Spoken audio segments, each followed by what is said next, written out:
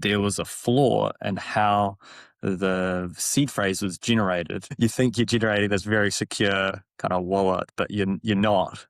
An attacker emptied over 1,200 Bitcoin addresses in 41 minutes. Losses have since passed 130 million US dollars, except from this time, nobody was phished, no devices were stolen. There was a firmware update in March 2021 that quietly weakened how Coldcard generated its seed phrases, and those wallets became guessable.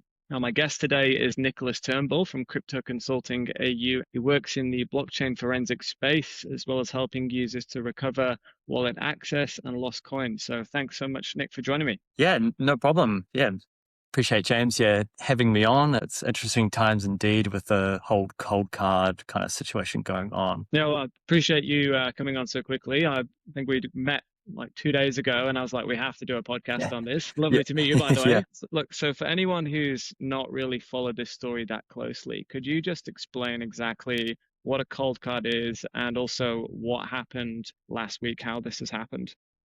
Yeah, so kind of over the weekend, maybe like the 30th of July, 29th of July, there was a bit of an exploit that happened on these, they're called like little hardware devices. And there was a flaw in how the seed phrase was generated. So usually standard wallets such as your Trezors, your Ledgers, they all use like your 256 or 126, I believe, entropy, which is how many times essentially as a basic way to say it is how many times essentially is randomized. And the flaw was with those cold cards is they were only, I believe it was 20 or 40 was the kind of the base layer that some of them used. So it's not a lot of randomness.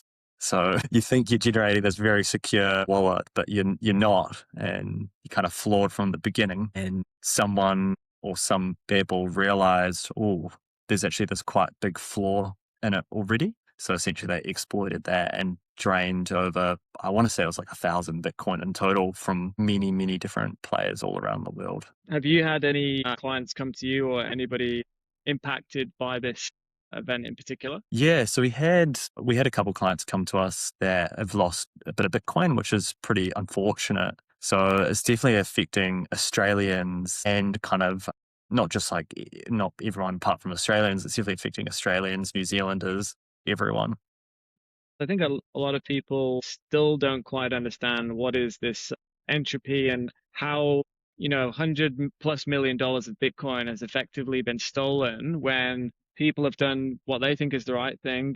They've used self-custody, they've stored the seed phrases away in a safety deposit box or in a safe at home somewhere, and somehow that Bitcoin's still been drained. How exactly is that possible? Yeah, it just comes down to like the randomness of how the seed phrase was generated.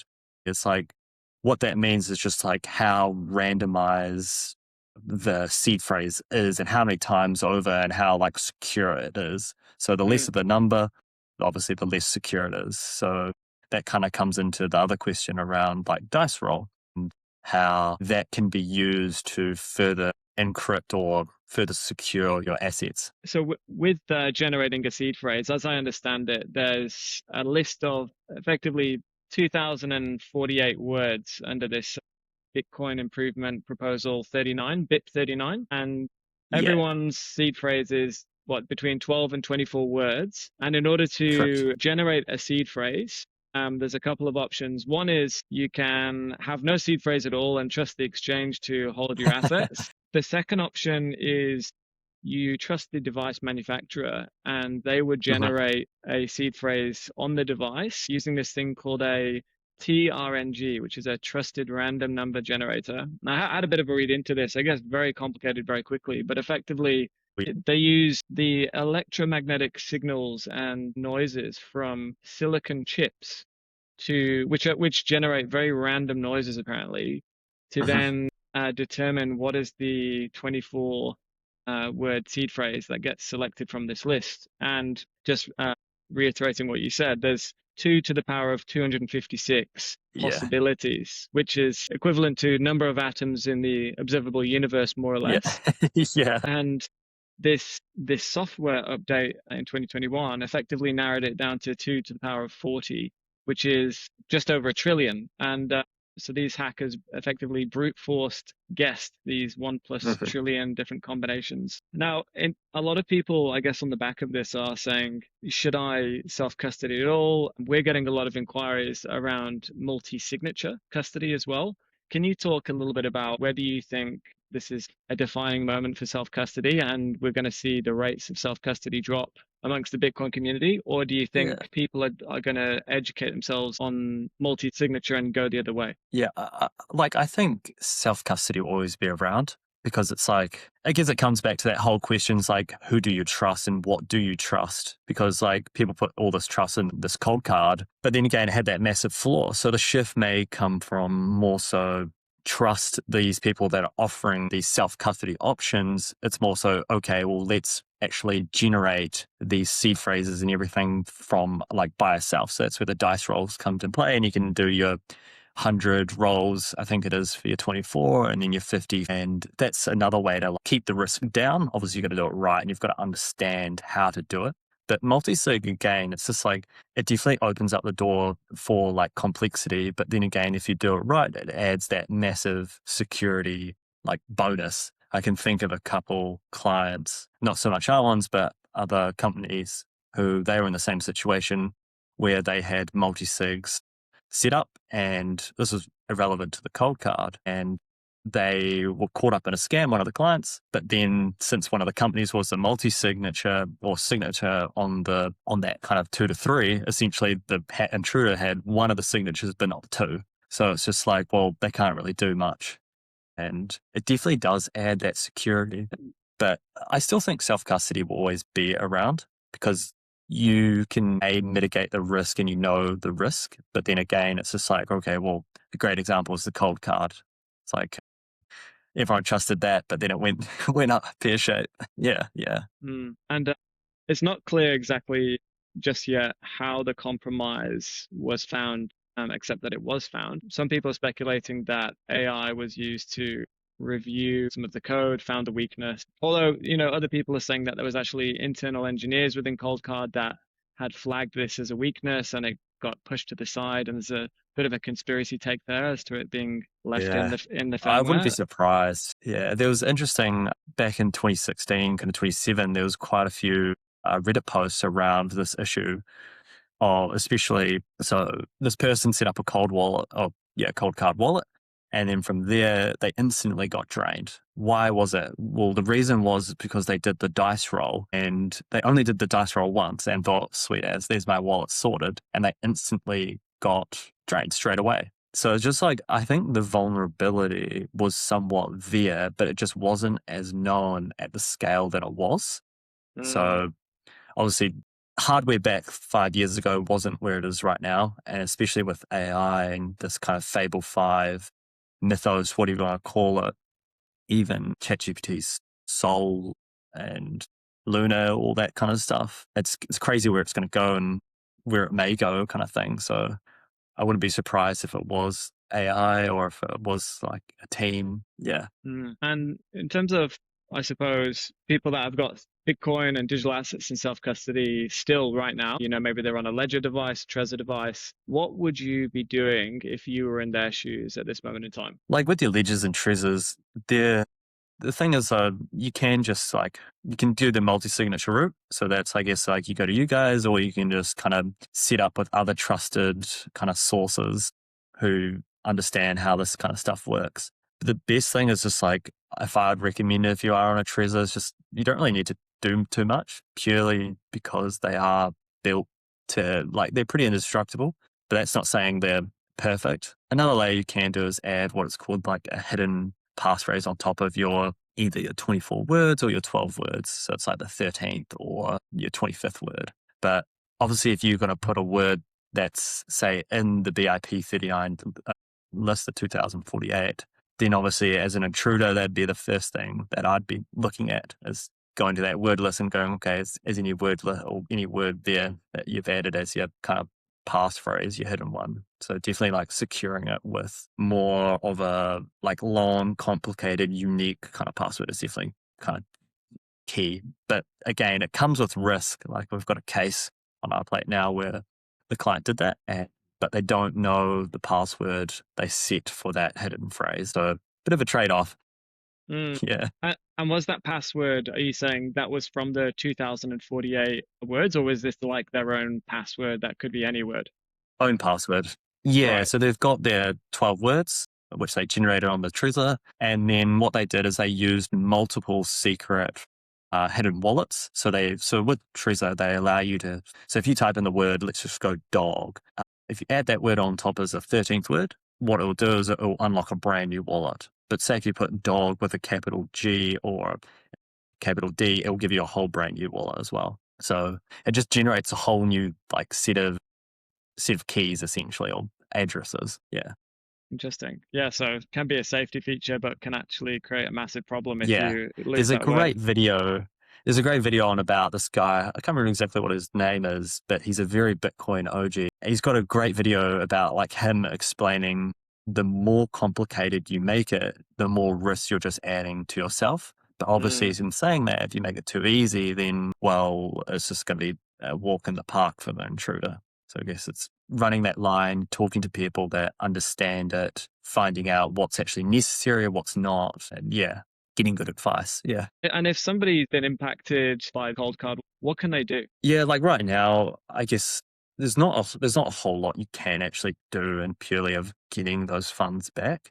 You can trace it, but from my understanding, it's only gone one or two hops. So it's also all gone to like 3 wallets from my understanding in total. And then it's just like, well, what do you do after that? You could like we can like kind of trace it and give you a bit of a forensic kind of viewpoint of okay, well it's here and we kind of can track it. But they're most likely just going to mix their funds, push it around, do everything they can to try launder those funds and try to get away with it. Yeah, that's a sad reality. Yeah, we can offer support, everything like that. But in terms of actually getting it back, I wouldn't be surprised if they don't, as bad as it might sound.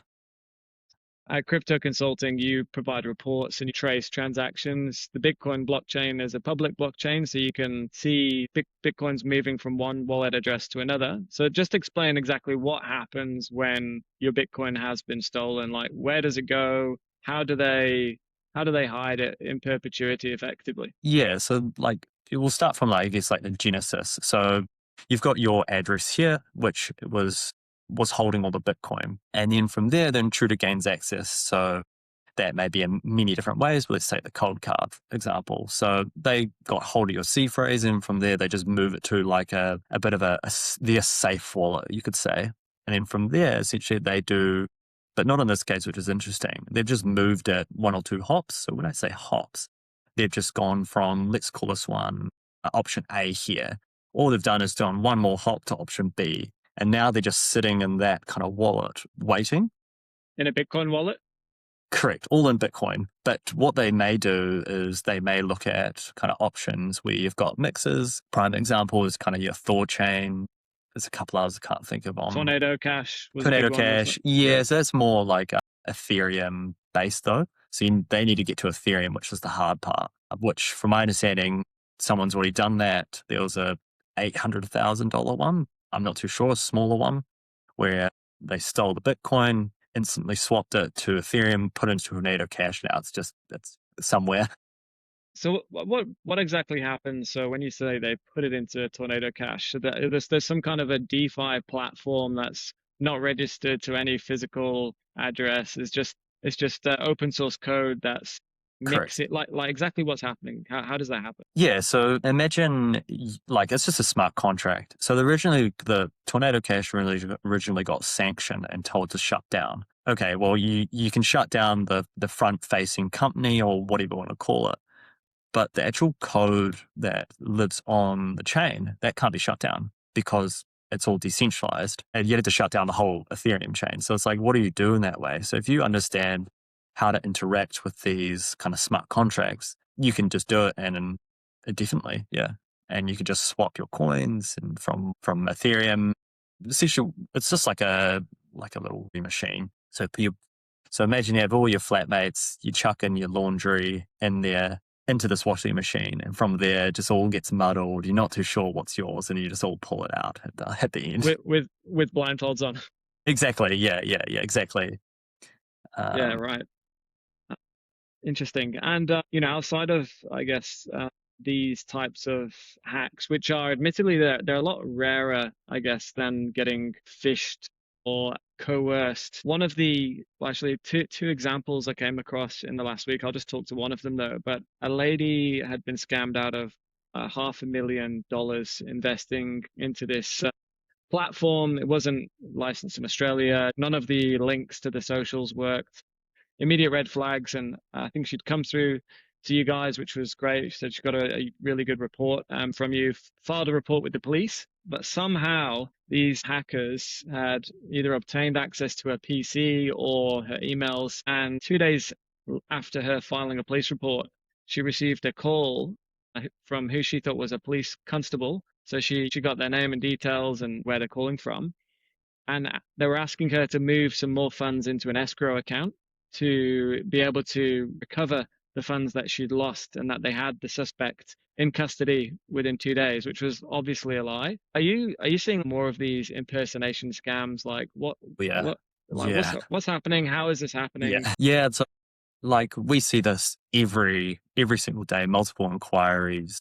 A lot of people come through kind of our inquiry kind of inbox, what do you want to call it. And it's just, they range from every type of kind of scam you can think of. So you've got the like kind of what's called like a pig butchering scam. So what that means is you could think of it, it's like a Chinese term, what they call it. So essentially you're taking the pig, you're fattening it up and then you slaughter it essentially. So that's what like the majority of those scams are. It's like they get friendly with the person, they lead them down this road, gain their trust, and essentially the slaughtering part is just taking all their money. You've also got like your recovery scams, malware scams. Like malware scams is a bit less common, but the recovery one is a huge one. I'd probably say that's the most trafficked inquiry we get, probably anywhere from kind of 10 to 15 a week, I'd say. And it's quite sad because these people come to you and they've already been scammed and then they get scammed again and then they come to us. And it's just like, well, holy. Mm. And yeah, it's hard. Yeah. And I feel really bad. So I got a letter in the post about a month ago, which I've kept with me. I won't show it on screen because it's got my personal details on it, but it had a international stamp on the letter. It had a ledger printed No way. thing stamped Yeah. on the outside, reads as like an official ledger letter, and it's the contents of the letter saying, "Hey, we know you have these devices," and they had my address and everything, and they said, "In order for your ledger devices to upgrade to become quantum proof Mhm. for Bitcoin, just scan this QR code and download this onto your computer." And and it's Yeah. it's like the level of like they knew exactly what Yeah. devices I had. They knew my physical address, and they basically were able to, well, they weren't able to, but they would have been able to just Yeah. rob me right there and then. And I think for probably more than 50% of people, if you're not working in crypto, that just looks like a, Yeah. It's a I've normal we've thing. Yeah. yeah, we've all heard about the quantum threat, and so Yeah. you want to protect yourself against it. The question is, who do you think is ultimately responsible for these types of breaches? So, should Coldcard have to reimburse investors? Ledger lost hundreds of thousands of consumer records, so there's scammers that know where I live. That's a genuine risk. Like, I don't want these people to know that I've got Bitcoin and where I live. Same for lots of other people. Who's liable? I think it should be the companies at fault. Like they should be held accountable for what they push out. Obviously, like they shovel down these like we're not liable for X, Y, and Z. Yeah, but if you cause this massive catastrophic event, then it's just like, well, you should be held accountable. I've got a couple clients from Apple. What they've been so there was a whole debacle around there was the fake app of Ledger that got allowed onto the App Store, if you've heard about Mm, that. And I've had a hmm couple people ring me and ask And about what Sparrow as well, wasn't there? Sparrow. Yeah, Yeah, exactly.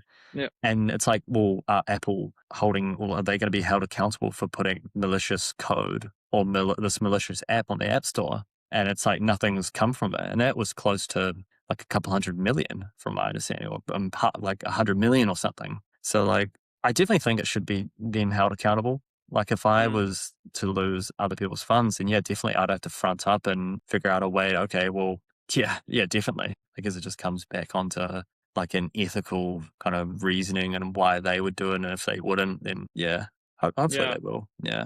What do you hopefully they think? do. Yeah, what do you think? Do you think they should? I think if they have the financial means, most definitely. I think it was last year, was it, that Bybit lost like some ungodly amount of money. It was like in the hundreds of millions, and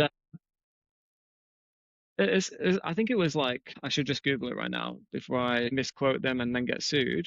But Bybit hack, it was $1.5 billion hack, largest Yeah, there you go. cryptocurrency heist in history in 2025. They had so much cash that they were Yeah. able to reimburse everyone, Yeah. from Yeah, what I understand. exactly. So of course, yeah, if you've got the money and you lose people's money, I think you should do it. The question is, if you don't have the funds, what recourse do you have as a investor or a client? And I think the interesting one here is that, normally you'd expect something like this to be covered by insurance, but there's a real lack of willingness to insure, self-custody providers where there's a lot of human error that can take place. So yeah, I think it's an interesting one, isn't it? You've got exchanges, they do offer a degree of safety for some users, and self custody. I think if you're confident in what you're doing and you use multiple manufacturers, you have a multi-signature setup, you eliminate as much as possible. Reduce is a better word than eliminate the single point of failure risk. Then some people will prefer that, but yeah, if you've got the money, you should pay. Yeah. Is Yeah, my answer. definitely. Yeah, 100% you should. Uh, Mm. yeah, super interesting. Yeah. We'll just close up then. So if you had to say anything to somebody who's got Bitcoin in self-custody, or they're looking at putting it in self-custody, just what would be, I guess, like a few bits of advice that you would give to them? I guess like go over check all your seed phrases, check all your sensitive kind of information, make sure it's right. Take your time and enjoy the process of actually setting it up. That's what I say to all my clients, like enjoy it, understand why you're doing it, understand like the reasons and what they all mean. I'd say it's like, yeah, too many times I've had people come to me and it's just like, oh, I don't know my hidden phrase. I don't know my seed phrase. What's the seed phrase do? And it's just like, oh yeah, I didn't even write mine down. It's just like, just enjoy it and take your time. Don't rush it. Yeah. That'd be Yeah, my 2 cents. that's good advice. It's very easy to see it as like a boring task, but if you remember the motive and why you're doing this, is that you've got true self-sovereignty, Yeah, and exactly. nobody in theory should be able to take it away from you if you do Mm, it properly. Then yeah. yeah, take your time and enjoy it. So Yeah. thanks so much for your time, Nick, and Awesome. great to chat. Where can people find out more about some of the forensic and recovery services that you provide? Yeah. They can find us if you just search up crypto consulting AU or Australia. We'll come up. But if not, just search up my name, Nicholas Turnbull, and yeah, I'll come up too. So yeah. Sweet as. Thanks, Awesome. James, for having me. I really appreciate it and keen to collaborate more. So yeah, look forward to it. Thanks, mate. Thanks for your time. See ya. Cool.